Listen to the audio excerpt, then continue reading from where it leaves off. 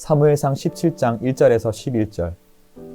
블레셋 사람들이 그들의 군대를 모으고 싸우고자 하여 유다에 속한 소고에 모여 소고와 아세가 사이에 에베스담밈에 진침해 사울과 이스라엘 사람들이 모여서 엘라 골짜기에 진치고 블레셋 사람들을 대하여 전열을 벌였으니 블레셋 사람들은 이쪽 산에 섰고 이스라엘은 저쪽 산에 섰고 그 사이에는 골짜기가 있었더라. 블레셋 사람들의 진영에서 싸움을 도두는 자가 왔는데 그의 이름은 골리앗이요 가드 사람이라. 그의 키는 6규빗 한 뼘이요 머리에는 노투구를 썼고 몸에는 비늘 갑옷을 입었으니 그 갑옷의 무게가 놋 5,000세겔이며 그의 다리에는 놋 각반을 쳤고 어깨 사이에는 놋 단창을 메었으니 그 창자루는 배틀채 같고 창날은 철 600세겔이며 방패든 자가 앞서 행하더라. 그가 서서 이스라엘 군대를 향하여 외쳐 이르되 너희가 어찌하여 나와서 전열을 벌였느냐. 나는 블레셋 사람이 아니며 너희는 사울의 신복이 아니냐. 너희는 한 사람을 택하여 내게로 내려보내라. 그가 나와 싸워서 나를 죽이면 우리가 너희의 종이 되겠고 만일 내가 이겨 그를 죽이면 너희가 우리의 종이 되어 우리를 섬길 것이니라. 그 블레셋 사람이 또 이르되 내가 오늘 이스라엘의 군대를 모욕하였으니 사람을 보내어 나와 더불어 싸우게 하라 한지라. 사울과 온 이스라엘이 블레셋 사람의 이 말을 듣고 놀라 크게 두려워하니라. 안녕하세요. 창원교를 담임하고 있는 안동철 목사입니다. 오늘은 사무엘상 17장 1절로 11절의 말씀을 가지고 하나님을 보지 못하면 골리앗의 키만 보인다 라는 제목으로 말씀을 드리겠습니다.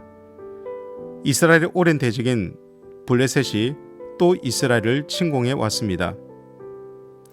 블레셋 진영에 싸움을 도두는 자인 골리앗이 이 전쟁에 드러나고 있습니다.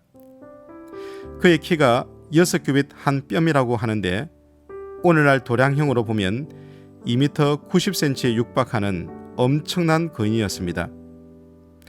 골리앗은 키만 큰 것이 아니었죠. 온몸을 놋 투구와 갑옷, 다리에 놋 각반, 어깨에는 놋 단창을 가졌는데 그의 갑옷의 무게가 무려 5,000세겔이었습니다. 오늘날 계량으로 보면 58.3kg입니다.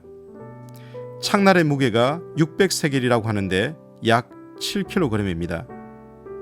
사울왕이 다른 사람들보다 어깨 위만큼 컸다고 하는데 이런 사울보다 골리앗은 훨씬 더 컸습니다. 이런 그가 서서 이스라엘의 군대를 향해서 외쳤습니다. 너희가 어찌하여 나와서 전열을 벌였느냐. 나는 블레셋 사람이 아니며 너희는 사울의 신복이 아니냐. 그는 이스라엘의 한 사람을 택하여 나에게 보내 1대1로 싸우자고 고래고래 고함을 질렀죠. 이런 골리앗의 도발에 이스라엘은 어떻게 반응하지요? 11절 말씀 보면 사울과 온 이스라엘이 블레셋 사람의 이 말을 듣고 놀라 크게 두려워하니라. 10절 말씀 보면 골리앗은 이스라엘의 군대를 모욕했습니다. 그것도 하루 이틀도 아닌 40일을 아침 저녁으로 말입니다. 이스라엘의 군대를 모이겠다는 것은 그들의 하나님을 모이겠다는 말이죠. 그러나 그 누구도 놀라고 크게 두려워만 할 뿐 한 걸음도 앞으로 나가는 사람이 없었습니다. 이전 사울 왕 통치 2년째 되던 때 블레셋이 이스라엘을 침공했지요. 병거 3만, 마병 6,000명, 해변에 모래같이 많은 군사로 말입니다. 이때 이스라엘의 군대가 3,000명밖에 되지 않았습니다. 그마저 이란 블레셋의 공격 앞에 다 흩어지고 600명만이 남았죠. 이때 요나단과 무기를 든 소년 단 2명이 자신의 목숨을 건 헌신을 했고 하나님의 은혜가 그곳에 임함으로 그 땅이 흔들렸습니다. 그리고 블레셋 군대가 자중지단이 일어나서 이스라엘이 승리했죠. 그런데 사울과 온 이스라엘은 그때의 일을 깡그리 채 잊어버린 겁니다. 여러분 정말 한심하지 않습니까? 왜 이런 일이 일어나게 되었을까요? 바로 드러난 외적인 것에만 주목했기 때문입니다. 산 밑에 육박하는 골리앗의 키와 그가 가진 무기와 장비만 본 것이죠. 그 사람 앞에 서보니 감히 한 걸음도 앞으로 나아가지 못한 것이죠.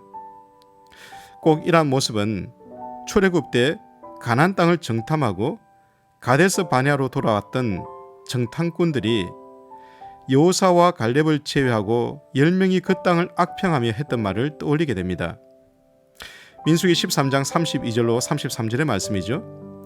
이스라엘 자손 앞에서 그 정탐한 땅을 악평하여 이르되 우리가 두루 다니며 정탐한 땅은 그 거주민을 삼키는 땅이요 거기서 본 모든 백성은 신장이 장대한 자들이며 거기서 네피림 후손인 아낙 자손의 거인들을 보았나니 우리는 스스로 보기에도 메뚜기 같으니 그들이 보기에도 그와 같았을 것이니라.